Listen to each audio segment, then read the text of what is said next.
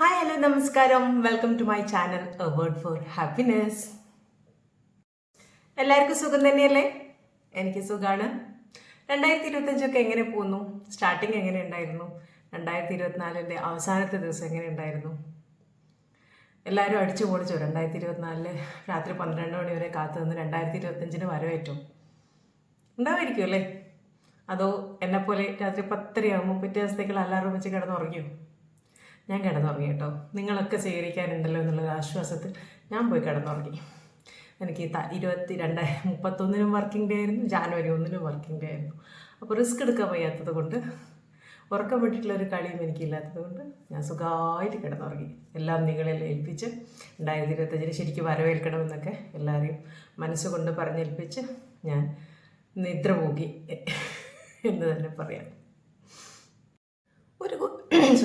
ഒരു ചോദ്യം ചോദിക്കട്ടെ. 2024 നിങ്ങൾ ഏറ്റവും അധികം സന്തോഷിച്ച ദിനം, അല്ലെങ്കിൽ ഏറ്റവും അധികം നിങ്ങളെ സന്തോഷിപ്പിച്ച ഒരു ഇൻസിഡൻറ്റ് നിങ്ങൾക്ക് ഓർമ്മയുണ്ടോ? അല്ലെങ്കിൽ 2024 നിങ്ങൾ ഏറ്റവും അധികം കരഞ്ഞ, അല്ലെങ്കിൽ നിങ്ങൾ ഏറ്റവും അധികം സങ്കടപ്പെടുത്തിയ ഒരു ഇൻസിഡൻറ്റ് ഓർമ്മയുണ്ടോ? ഉണ്ടായിക്കണം എല്ലാവർക്കും. ഈ സന്തോഷം നമ്മൾ അന്നത്തെ ആ സമയത്ത് പീക്ക് ലെവലിൽ ആസ്വദിച്ച് ആഘോഷിച്ച് അതങ്ങനെ 2-3 ദിവസത്തിൽ അതിൻ്റെ എഫക്റ്റ് അങ്ങ് കുറയും. പക്ഷെ സങ്കടം അങ്ങനെയല്ല. സങ്കടം ഇങ്ങനെ എന്താ പറയുക, ഉണങ്ങാത്തൊരു പുണ്ണ് പോലെ തട്ടുമ്പോൾ എന്താ പറയുക, ചോര വന്ന് പൊടിഞ്ഞ് പിന്നെയും വേദനിക്കുകയും, ഒന്ന് ഉണങ്ങുമ്പോൾ ഉണങ്ങി വന്നു എന്ന് നമ്മൾ വിചാരിക്കുമ്പോൾ ഈ പറഞ്ഞ പോലെ വീണ്ടും ഒരു തട്ടലുണ്ടാവുകയും വീണ്ടും അതിൽ നിന്ന് ചോര പൊടിയുകയും വേദനിക്കുകയും ഒക്കെ ചെയ്യും. ആ സങ്കടം നല്ലോണം നമ്മളെ ബാധിച്ച സങ്കടമാണെങ്കിൽ പെട്ടെന്നൊന്നും പോവില്ല. സന്തോഷം വരാൻ വലിയ ബുദ്ധിമുട്ടാണ്. ഒരു സന്തോഷം വരാൻ 10 സങ്കടങ്ങൾ ഇങ്ങനെ പുറകിൽ ക്യൂ ആയിട്ട് നിൽക്കുന്നുണ്ടാവും. നീ ഒന്ന് എന്നിട്ട് വേണം ഞങ്ങൾക്ക് വരാൻ എന്ന് പറഞ്ഞിട്ട്. അത് വരുന്നത് എന്താ പറയുക, സന്തോഷം വരുന്നതിന് എപ്പോഴാണ് എങ്ങനെയൊന്നും നമുക്ക് പറയാനാവില്ല. വല്ലപ്പോഴും വന്നാലായി, വന്നില്ലെങ്കിലായി എന്നുള്ള അവസ്ഥ. സങ്കടം അങ്ങനെയൊന്നുമല്ല, നമ്മൾ കാത്തു നിൽക്കേണ്ട ആവശ്യമൊന്നുമില്ല. എവിടെന്നെങ്കിലൊക്കെ കയറി വരും. ഒരുപാടങ്ങ് കരയിപ്പിച്ച്, ഒരുപാടങ്ങ് വിഷമിപ്പിച്ചിട്ട് അതങ്ങ് ഇറങ്ങി പോവുകയും ചെയ്യും. ചില സങ്കടങ്ങൾ പറഞ്ഞ പോലെ അവിടെ കിടക്കും. സങ്കടങ്ങൾ അങ്ങനെയൊന്നും പോവില്ല അല്ലേ മനസ്സിൽ നിന്ന്. സന്തോഷം എങ്ങനെയാണ് എന്താണോ എന്നറിയില്ല, നമ്മളത് അത്രത്തോളം ഓർത്ത് വയ്ക്കില്ല സന്തോഷം. പക്ഷെ സങ്കടവേദന ആയതുകൊണ്ടായിരിക്കാം അത് നമ്മളിൽ നിന്ന് ഇറങ്ങിപ്പോവാൻ ബുദ്ധിമുട്ടാവുന്നത് അല്ലേ? ഈ പറഞ്ഞ ഏറ്റവും വിഷമിപ്പിച്ച ദിനവും സങ്കടമുള്ളൊരു ദിവസവും, സന്തോഷമുള്ള ദിവസവും എനിക്കും ഉണ്ടായിട്ടുണ്ട്. പക്ഷേ ഈ വർഷം എന്ന് പറഞ്ഞാൽ രണ്ടും എനിക്ക് ഒരൊറ്റ ഇൻസിഡൻ്റ് ആയിരുന്നു. രണ്ടും, അതായത് വിഷമിപ്പിച്ചതും സന്തോഷിപ്പിച്ചതും ഒരേ ഇൻസിഡൻ്റ് ആയിരുന്നു. ഞാൻ കുറേ വർഷങ്ങളായിട്ട് നാട്ടിലില്ല, കേരളത്തിന് വെളിയിലാണ്. ഒരു 5-6 വർഷം ഗോവയിൽ. ഞാനല്ല, ഞങ്ങൾ ഫാമിലി ഫുള്ള് അങ്ങനെയായിരുന്നു. ഹസ്ബൻഡ് ജോലി കാരണം ഇങ്ങനെ യാത്രയിലാണ്. അപ്പം 2013 അങ്ങനെയാണ്, 12 അങ്ങനെയാണ് ഞങ്ങൾ മംഗലാപുരത്ത് എത്തിയത്. അവിടെ ഒരു 10-12 വർഷം ഉണ്ടായിരുന്നു. അപ്പം അന്ന് മംഗലാപുരത്ത് നിന്ന് ഞങ്ങൾ ട്രാൻസ്ഫറിന് അപ്ലൈ ചെയ്തപ്പോൾ ട്രാൻസ്ഫർ കിട്ടിയത് ഈ വർഷമായിരുന്നു. ഈ വർഷം ജൂണിൽ ആണ്, ജൂൺ അവസാനമാണ് അത് ട്രാൻസ്ഫർ ഓർഡർ കയ്യിൽ വന്നത്. ട്രാൻസ്ഫർ ഓർഡർ വന്ന ദിവസമാണ് ഞാൻ ഏറ്റവും അധികം സന്തോഷിച്ചത്. അത് വന്നപ്പോൾ എൻ്റെ കെട്ടിൽ ഞാൻ കെട്ടിപ്പിടിച്ചിട്ട് എന്താ പറയുക, ഭയങ്കര ഒരു എക്സൈറ്റഡ് ആയിരുന്നു ഞാൻ ആ ട്രാൻസ്ഫറിന്. വേറൊന്നും കൊണ്ടല്ല, എനിക്ക് ഈ പറഞ്ഞ പോലെ മംഗലാപുരത്ത് നിന്ന് രക്ഷപ്പെടുക അങ്ങനെയൊന്നുമില്ല. മംഗലാപുരത്തിനായിരുന്നു എനിക്ക് ഞാൻ ഇത്രയും വർഷങ്ങളായിട്ട് ജീവിച്ച സ്ഥലങ്ങളിൽ വെച്ച് എനിക്ക് ഏറ്റവും ഇഷ്ടം എൻ്റെ മംഗലാപുരം തന്നെയാണ്. ഇപ്പോഴും അത് തന്നെയാണ് ഇഷ്ടം. അതിനൊരു ചേഞ്ചും ഉണ്ടാവാൻ പോകുന്നില്ല. നമ്മുടെ നാട് മോശമായിരുന്നു കൊണ്ടൊന്നല്ല, പക്ഷേ എനിക്ക് എന്തോ മംഗലാപുരം എന്നെ ഞാനാക്കിയ മംഗലാപുരം എന്നാണ് ഞാൻ എല്ലാവരോടും പറയുന്നത്. എൻ്റെ ഉള്ളിലെ ഞാൻ എന്താണെന്ന് ഞാൻ തിരിച്ചറിഞ്ഞത്, അല്ലെങ്കിൽ എന്നിൽ എന്തൊക്കെ കഴിവുകളുണ്ടെന്ന്. ഈ പാട്ട് പാടുന്ന, ഡാൻസ് കളിക്കുന്ന അങ്ങനത്തെ സംഭവങ്ങളൊന്നുമില്ല. നമ്മൾ ഇൻബോണായിട്ട് നമുക്ക് ചില എബിലിറ്റീസ് ഉണ്ടാവും, അത് ചില കപ്പാസിറ്റീസ് ഉണ്ടാവും. അത് മനസ്സിലാക്കാൻ നമുക്ക് പലപ്പോഴും പല സാഹചര്യങ്ങളായിരിക്കും അതൊക്കെ നമുക്ക് മനസ്സിലാക്കി തരിക. അപ്പോൾ അതുപോലെ തന്നെ ഞാനവിടെ ജോലി ചെയ്ത സ്ഥലത്ത് നിന്ന് എൻ്റെ HOD ആണ്, ഹെഡ് ഓഫ് ദി ഡിപ്പാർട്ട്മെൻറ്റാണ് എനിക്കത് മനസ്സിലാക്കി തന്നത്. അവരെന്നിലുണ്ടായിരുന്ന കഴിവുകൾ മനസ്സിലാക്കി തന്നത് അവർ വഴി തന്നെയാണ്. അപ്പോൾ പറഞ്ഞു വന്നത് എന്താണെന്ന് വെച്ചാൽ, അതുപോലത്തെ ഒരു സ്ഥലത്തിനെ വിട്ടുവരാൻ ഒരിക്കലും എനിക്ക് സന്തോഷം ഉണ്ടാവില്ല. സന്തോഷം ഉണ്ടായിരുന്നതെന്ന് വെച്ചാൽ എൻ്റെ വീട്ടിൽ അമ്മ തനിച്ചാണ്. അപ്പം അമ്മയ്ക്ക് എന്തെങ്കിലും ആവശ്യമുണ്ടെങ്കിൽ പെട്ടെന്ന് ഇറങ്ങി ഓടാൻ പറ്റും. കണ്ണൂരല്ലേ, 1.5 മണിക്കൂർ യാത്രയുടെ ഡിസ്റ്റൻസേ ഉള്ളൂ. പെട്ടെന്നൊരാവശ്യം വന്നാൽ ഇതുപോലെ ട്രെയിനിന് കാത്ത് നിൽക്കുകയൊന്നും വേണ്ട, നമുക്ക് ബസ് പിടിച്ചിട്ട് പെട്ടെന്ന് കയറി വരാം എന്നുള്ളൊരു സന്തോഷമായിരുന്നു ഉണ്ടായിരുന്നു കൂടുതൽ. പിന്നെ കണ്ണൂർ എന്ന് പറഞ്ഞാൽ എൻ്റെ ഫ്രണ്ട്സ് സർക്കിളാണ്. എവിടെ കൂടെ തിരിഞ്ഞു നോക്കിയാലും എനിക്ക് ഒരുപാട് ഫ്രണ്ട്സ് ഉള്ള സ്ഥലമാണ് കണ്ണൂർ. ഞാൻ ജനിച്ചു വളർന്ന സ്ഥലത്ത് എനിക്ക് വളരെ കുറച്ച് ഫ്രണ്ട്സേ ഉള്ളൂ. പക്ഷേ ഇവിടെ കണ്ണൂർ ഞാൻ പഠിച്ച ചുറ്റുപാട് ആയതുകൊണ്ട് ഒരുപാട് ഫ്രണ്ട്സ് ഉണ്ട്. അപ്പോൾ അവരെ കാണാനും പെട്ടെന്ന് ഒന്ന് റിലാക്സ് ആവണമെന്ന് തോന്നുമ്പോൾ പെട്ടെന്ന് പോകാനും കാണാനുള്ള സൗകര്യമുള്ള ഒരു സ്ഥലമാണല്ലോ എന്ന് ആലോചിച്ചിട്ടായിരുന്നു സന്തോഷം. സങ്കടം എന്താണെന്ന് വെച്ചാൽ ഞാൻ ഈ പറഞ്ഞ പോലെ എന്നെ ഞാനാക്കി എൻ്റെ നഗരത്തിനെ വിട്ടുവരാനുള്ള സങ്കടം. അത്രയും വർഷം ഞാൻ അവിടെ നിന്ന് അത്രയും ഇഴകി ചേർന്ന ആളുകളുമായിട്ട് ഭാഷ പഠിച്ചു. പ്ലസ് എൻ്റെ കരിയർ ഗ്രോത്തിനുള്ള ഒരു സമയമായിരുന്നു. ഒരു 4-5 മാസത്തിനുള്ളിൽ ഐ വാസ് എക്സ്പെക്റ്റിങ് എ പ്രൊമോഷൻ, നല്ല പൊസിഷനിലോട്ട് കയറാനുള്ളൊരു സജ്ജമായി നിൽക്കുന്ന സമയത്തായിരുന്നു ഈ പറഞ്ഞ ട്രാൻസ്ഫർ. അപ്പോൾ ഞാൻ നെഗറ്റീവ്സും ഉണ്ട് പോസിറ്റീവ്സും ഉണ്ട് ഈ ട്രാൻസ്ഫർ കൊണ്ട്. പക്ഷേ ഞാൻ എൻ്റെ പോസിറ്റീവ്സിനാണ് കൂടുതൽ, ആ സംഭവത്തിന് പോസിറ്റീവ്സിന് കൂടുതൽ പ്രാധാന്യം കൊടുത്ത് നെഗറ്റീവ്സിൽ നിന്ന് മാറ്റി കൊടുത്ത് ഞാൻ നെഗറ്റീവായിട്ട് കാണുന്ന കാര്യങ്ങൾ ഞാൻ മാറ്റി നിർത്തി പോസിറ്റീവ്സിനെ മുന്നോട്ട് വെച്ചുകൊണ്ട് ഞാൻ എൻ്റെ മാറ്റത്തിനെ ഉൾക്കൊണ്ടു. ഇതാണ് നിനക്കുള്ള നല്ല വഴിയെന്ന് ഞാൻ മനസ്സിലാക്കുകയും സങ്കടത്തിനെ അവിടെ നിന്ന് വിട്ടുപോരുന്നുള്ള സങ്കടത്തിനെ മാറ്റി നിർത്തി ഒരു പോസിറ്റീവ് സൈഡിലോട്ട് പോയി എന്ന് തന്നെ പറയാം. ഈ 2024 ഒന്നും 2023 എനിക്ക് ഒരുപാട് പ്രശ്നങ്ങൾ നേരിടേണ്ടി വന്ന വർഷങ്ങളായിരുന്നില്ല. ഓക്കെ ആയിരുന്നു, ബുദ്ധിമുട്ടുകളുണ്ടായിരുന്നു, ഇല്ല എന്നല്ല, പക്ഷെ ഓക്കെ ആയിരുന്നു, നമുക്ക് വലിയ ബുദ്ധിമുട്ടുകളൊന്നും ഉണ്ടായിരുന്നില്ല. പക്ഷെ 2022 അങ്ങനെയായിരുന്നില്ല. ഒരുപാട് ഞാൻ മാനസികമായിട്ട് പിടിച്ചു നിൽക്കാൻ ബുദ്ധിമുട്ടിയ സമയം തന്നെയായിരുന്നു. ജാനുവരിയിൽ അത്യാവശ്യം സ്ട്രോങ് ആയിട്ട് തന്നെ കൊറോണ വന്നതും, മാർച്ചിൽ ഹൈവേയിൽ വണ്ടി ഇടിച്ച് വീണതും, പിന്നെ മോന് സുഖമില്ലാണ്ടായതും, അങ്ങനെ ആശുപത്രിവാസങ്ങളും അതിനോട് ചേർന്നിട്ടുള്ള ബുദ്ധിമുട്ടുകളൊക്കെ തന്നെയായിരുന്നു. പക്ഷെ ഞാൻ എന്താണെന്ന് വെച്ചാൽ ഇത്രയൊക്കെ കഷ്ടപ്പെട്ടിട്ടുണ്ടെങ്കിലും ഇതിലൊന്നും നെഗറ്റീവായിട്ട് എനിക്കൊന്നും ഇല്ലായിരുന്നില്ല.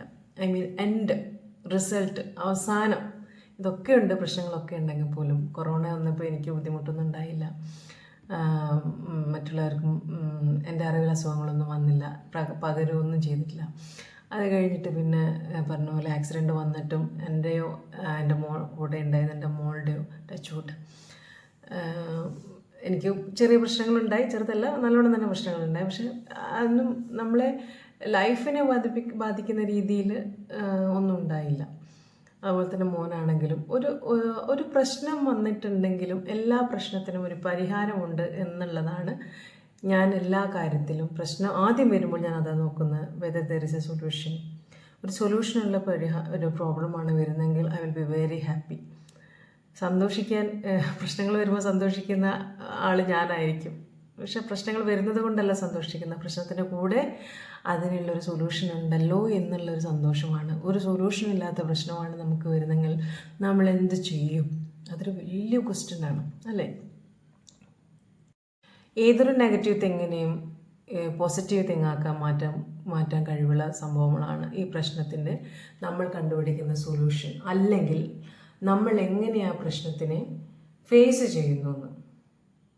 ആ പ്രശ്നത്തിനെ നമുക്ക് 2 രീതിയിൽ ഫേസ് ചെയ്യാം. നെഗറ്റീവായിട്ട്, എനിക്കിത് വന്നല്ലോ, എന്തിനാണ് ഞാനിങ്ങനെ നിൽക്കുന്നത്, ഇത് എനിക്ക് മാത്രമാണല്ലോ വരുന്നത്, ഞാൻ അങ്ങനെ പോയിരുന്നു ഇങ്ങനെ ആവുമായിരുന്നല്ലോ, ഇങ്ങനെ പോയിരുന്നു ഇങ്ങനെ ആവുമായിരുന്നല്ലോ, ചിലപ്പോൾ അതുവഴി പോയത് കൊണ്ടായിരിക്കുമല്ലോ എൻ്റെ പ്രശ്നം വന്നത്. അങ്ങനെ 100 ക്വസ്റ്റ്യൻ, 100 കാര്യങ്ങൾ. ഐ മീൻ ലൈക്ക്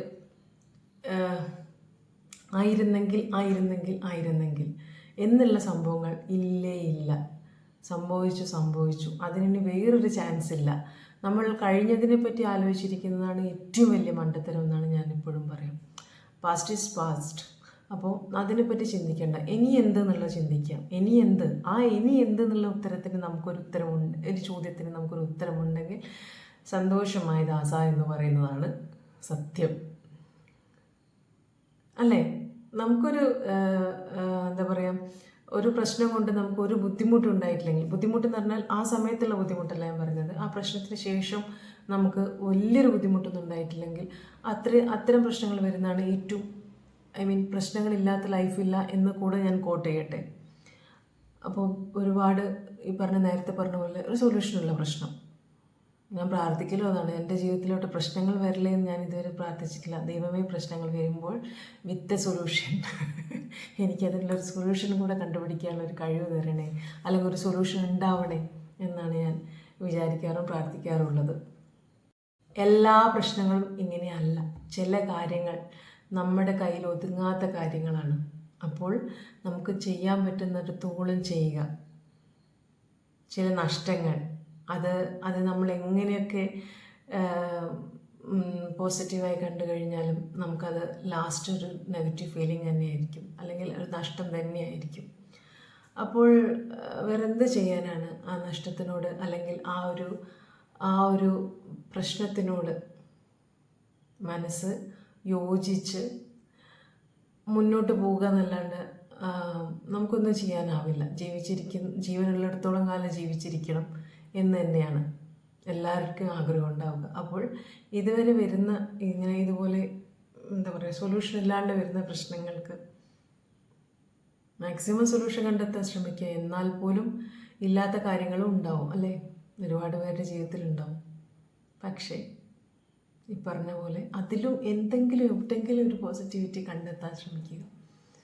എൻ്റെ അച്ഛൻ പോയപ്പോൾ 2021 എൻ്റെ അച്ഛൻ പോയപ്പോൾ എനിക്ക് പിടിച്ചു നിൽക്കാൻ പറ്റിയിരുന്നില്ല. ഞാൻ പുറത്തുനിന്ന് നോക്കുമ്പോൾ എനിക്ക് വലിയ പ്രശ്നമൊന്നും ആർക്കും തോന്നിയിട്ടില്ലെങ്കിൽ പോലും ഞാൻ ടോട്ടലി തകർന്നു പോയിട്ടുണ്ടായിരുന്നു. ബസ്സിലിരിക്കാൻ പോലും എനിക്ക് വെറുതെ ഇരിക്കാനാവില്ല. എന്നെ കരഞ്ഞുകൊണ്ടായിരുന്നു ബസ്സിലൊക്കെ ഇരുന്നുകൊണ്ടിരുന്നത്. പിന്നെ ഞാൻ ആ സങ്കടത്തിൻ്റെ കട്ടി കുറയുന്നൊന്നുമില്ല കേട്ടോ. സങ്കടം അങ്ങനെ തന്നെ ഉണ്ടായിരുന്നു. ഞാൻ അതിനോട് താതാത്മ്യം പ്രാപിച്ചതെന്ന് വെച്ചാൽ അച്ഛൻ്റെ കടമകളെല്ലാം തീർന്നു. അച്ഛൻ ഇനി ഒന്നും ചെയ്യാൻ ബാക്കിയുണ്ടായിരുന്നില്ല. 2 മക്കളെയും നല്ല നിലയിലാക്കി, ഒരു വീടുണ്ടാക്കി, എന്താ പറയുക, എല്ലാം അച്ഛൻ്റെ കടമകളൊക്കെ ചെയ്ത് തീർത്തിട്ടുണ്ടായിരുന്നു. പിന്നെ അച്ഛൻ ഒട്ടും വയ്യാണ്ട് ആയിക്കൊണ്ടിരിക്കുകയായിരുന്നു. അതുവരെ അച്ഛൻ ഒരിക്കൽ പോലും എനിക്ക് മരിക്കണം എന്ന് പറഞ്ഞിട്ടുണ്ടായിരുന്നില്ല. അവസാനത്തെ നിമിഷങ്ങളായിരുന്നു അച്ഛൻ എനിക്ക് മരിക്കണം എന്ന് പറയാൻ തുടങ്ങിയത്. അത്രയും പോസിറ്റീവായിരുന്നു അച്ഛൻ. അവസാനമാണ് കുറച്ചൊക്കെ നെഗറ്റീവായിട്ട് പെരുമാറാൻ തുടങ്ങിയത്. അപ്പോൾ ഞാൻ വിചാരിച്ചതും അതാണ്, അച്ഛന് പോകാൻ സമയമായി, അച്ഛനെല്ലാം ചെയ്തു തീർത്തിട്ടാണല്ലോ പോയത് എന്നുള്ളൊരു സമാധാനത്തിൽ ഞാൻ ആ ഒരു പ്രശ്നത്തിന്, അല്ലെങ്കിൽ ആ ഒരു ടെൻഷനോട് ഞാനങ്ങനെ കോപ്പപ്പായി മാറി. അല്ലെങ്കിൽ എനിക്ക് ജീവിക്കാൻ പറ്റില്ല. എന്നെ വിശ്വസിച്ച് എൻ്റെ കൂടെ ജീവിക്കുന്നവർക്കും അവരുടെ ജീവിതവും സ്റ്റക്കായി പോകും, അല്ലേ? ഞാനിങ്ങനെ അച്ഛനെ ആലോചിച്ചുകൊണ്ടിരുന്നാൽ, എൻ്റെ പാസ്റ്റ്, എൻ്റെ അച്ഛൻ്റെ കൂടെയുള്ള ദിവസങ്ങളും മറ്റും ആലോചിച്ചുകൊണ്ടിരുന്നാൽ അതിൽ തന്നെ ഞാൻ ഡിപ്രസ്ഡായി പോകും. അപ്പം എൻ്റെ കുഞ്ഞുങ്ങൾ, എൻ്റെ ഭർത്താവ്, എൻ്റെ ജോലി സ്ഥലത്തിലെ ആൾക്കാർ, എല്ലാവരും എന്നെ ഡിപ്പെൻഡ് ചെയ്യുന്ന കുറേ ആൾക്കാർ, അവരുടെ ലൈഫും ചെറുതായെങ്കിലും കുറച്ച് നേരത്തേക്കെങ്കിലും സ്റ്റക്കായി പോകും, അല്ലേ? അപ്പോൾ ഇതുപോലെ ഉണ്ടാകുന്ന നെഗറ്റീവ് തിങ്സിനെയും നമ്മൾ കുറച്ചൊക്കെ നമ്മുടെ മൈൻഡ് സെറ്റ് കൊണ്ട് ശരിയാക്കിയെടുക്കണം, അല്ലേ? ഞാൻ അല്ലേ നിങ്ങളോട് തന്നെ ചോദിക്കുന്നത്, നിങ്ങളോട് ചിന്തിക്കാൻ വേണ്ടിയിട്ടാണ് കേട്ടോ. ഞാൻ പറയുന്നത് കേൾക്കുന്നത് മാത്രം പോരല്ലോ. നമ്മൾ നമ്മുടേതായ രീതിയിൽ നമ്മുടെ ലൈഫിൽ വരുന്ന സംഭവങ്ങളുമായിട്ട് ഞാൻ പറയുന്നതുമായിട്ട് എന്തെങ്കിലും ബന്ധമുണ്ടോ നോക്കി, അപ്പോഴല്ലേ നമുക്കത് പൂർണ്ണമായിട്ട് മനസ്സിലാക്കാൻ കഴിയും. എൻ്റെ ജീവിതമല്ല നിങ്ങളുടെ ജീവിതം. എൻ്റെ ജീവിതത്തിൽ സംഭവിച്ച കാര്യങ്ങളായിരിക്കില്ല, ചിലപ്പോൾ അതിൽ കൂടുതലോ ചിലപ്പോൾ അതിൽ കുറവോ ആയിരിക്കാം, അല്ലെങ്കിൽ ഇതുപോലെയൊക്കെ തന്നെയായിരിക്കും എല്ലാവരുടെ ജീവിതം പോകുന്നുണ്ടാകും. അപ്പോൾ ചിലർക്ക് പിടിച്ചു നിൽക്കാൻ പറ്റും, ചിലർക്ക് പിടിച്ചു നിൽക്കാൻ പറ്റിയെന്ന് വരില്ല. ഈ പറഞ്ഞ പോലെ പ്രശ്നങ്ങൾ വരുമ്പോൾ ചിലർ മെൻ്റലി ടെൻഷൻ, ഡിപ്രഷനൊക്കെ ആകുമ്പോൾ ചിലർ സൈക്കോളജിസ്റ്റിനെ തേടും, അന്വേഷിച്ച് പോവും. ചിലർ ദൈവത്തിലോട്ട് പോവും, ദൈവത്തിന് പ്രാർത്ഥിച്ച് മനസ്സിന് കട്ടി വരാൻ, അല്ലെങ്കിൽ മനസ്സിന് ശക്തി വരാൻ നമ്മൾ ചെയ്യുന്ന ഓരോ കാര്യങ്ങളാണ് ഇതൊക്കെ. എല്ലാവരും ബേസിക്കലി ഒന്ന് തന്നെയാണ് വരുന്നത്. ചിലർക്ക് ദൈവത്തിനോട് പ്രാർത്ഥിച്ചാൽ മനസ്സിന് ധൈര്യം വരും, ചിലർക്ക് ഈ പറഞ്ഞ പോലെ ഡോക്ടേഴ്സിൻ്റെ അടുത്ത് പോയി മെഡിസിൻസ് എടുത്താൽ ധൈര്യം വരും. ചിലരിതുപോലെ ചിന്തകളിലൂടെ മാറ്റിയെടുക്കുക, ചിലർ മോട്ടിവേഷൻ വീഡിയോകൾ കാണും. അങ്ങനെ പല രീതിയിലാണ് പലരും സംഭവങ്ങളോട് അഡ്ജസ്റ്റ് ആയി പോകുന്നത്. ബിക്കോസ് എല്ലാവർക്കും അൾട്ടിമേറ്റ്ലി ഒന്നേ ഉള്ളൂ, മുന്നോട്ട് ജീവിക്കണം. മുന്നോട്ട് നമ്മൾക്ക് മറ്റുള്ളവരുടെ കൂടെ അവരുടെ കൂടെ നിലനിൽപ്പ് നോക്കിക്കൊണ്ട് നമുക്ക് ജീവിക്കണം. അപ്പോൾ അതിന് വേണ്ടിയിട്ടുള്ള മാർഗ്ഗങ്ങൾ നമ്മളിങ്ങനെ കണ്ടെത്തിക്കൊണ്ടേയിരിക്കും. അധികം ഞാൻ പറഞ്ഞു നീട്ടുന്നില്ല. ചുരുക്കത്തിൽ പറയാം, ഇനിയൊരു പ്രശ്നം വന്നു കഴിഞ്ഞാൽ 2025 ഒരു പ്രശ്നം വന്നാൽ എനിക്ക് എന്തുകൊണ്ട് ഇത് സംഭവിച്ചു എന്ന് മാത്രം ചിന്തിക്കരുത്. കാരണം മറ്റുള്ളവർക്ക് എന്ത് സംഭവിക്കുന്നു എന്ന് നമ്മൾ അറിയുന്നില്ല. അവരുടെ പ്രശ്നവുമായിട്ട് നമ്മളെ പ്രശ്നം കമ്പയർ ചെയ്യുമ്പോൾ മാത്രമേ നമ്മൾ അറിയുന്നുള്ളൂ. നമ്മളൊരിക്കലും അത് ചെയ്യുകയില്ല. കാരണം നമ്മുടെ പ്രശ്നങ്ങളാണ് ഏറ്റവും വലിയ പ്രശ്നങ്ങളെന്ന് മാത്രമായിരിക്കും നമ്മൾ ചിന്തിക്കുക. സോ പ്രശ്നം വന്നാൽ ഇനി ഒരിക്കലും എനിക്കെന്തുകൊണ്ട് ഇത് പറ്റിയെന്ന് ചിന്തിക്കാതെ ഇനി എനിക്ക് ചെയ്യാൻ പറ്റും എന്ന് മാത്രം ചിന്തിക്കുക. പ്രശ്നത്തിൽ ഞാൻ പറഞ്ഞ പോലെ സൊല്യൂഷനുള്ളൊരു പ്രശ്നമാണെങ്കിൽ അതിൻ്റെ എല്ലാ പോസിറ്റീവ് സൈഡ്സും മാത്രം കാണുക, നെഗറ്റീവ് സൈഡ്സ് കാണാനേ പോകരുത്. ഇത്രയല്ലേ സംഭവിച്ചിട്ടുള്ളൂ, എനിക്കിതിൽ നിന്ന് കരകയറി വരാൻ പറ്റുമല്ലോ എന്ന് മാത്രം ആലോചിക്കുക. ഇതുപോലെ എന്താ പറയുക, വീണു പോകരുത്. അത് മാത്രമേ എനിക്ക് നിങ്ങളോട് പറയാനുള്ളൂ, എനിക്ക് എന്നോടും പറയാനുള്ളൂ. ഇന്ന് പിടിച്ചു നിന്ന് ചിലപ്പോൾ നാളെ എനിക്ക് പിടിച്ചു നിൽക്കാൻ കഴിഞ്ഞൊന്നും വരില്ലായിരിക്കാം. പക്ഷെ അന്ന് നിങ്ങൾ എന്നോട് പറയണം, സനി നീ വീണു പോകരുതെന്ന്. ഒരാൾ അല്ലെങ്കിൽ നമ്മുടെ മനസ്സ് നമ്മുടെ ഏറ്റവും വലിയ സുഹൃത്തായിട്ട് നിൽക്കണം. നമ്മളോട് തന്നെ പറയണം, നമ്മൾ യു ക്യാൻ, നിനക്ക് വരാൻ പറ്റും, നിനക്കിത് അതിജീവിക്കാൻ പറ്റും, നിനക്ക് മുന്നോട്ട് പോകാൻ കഴിയും.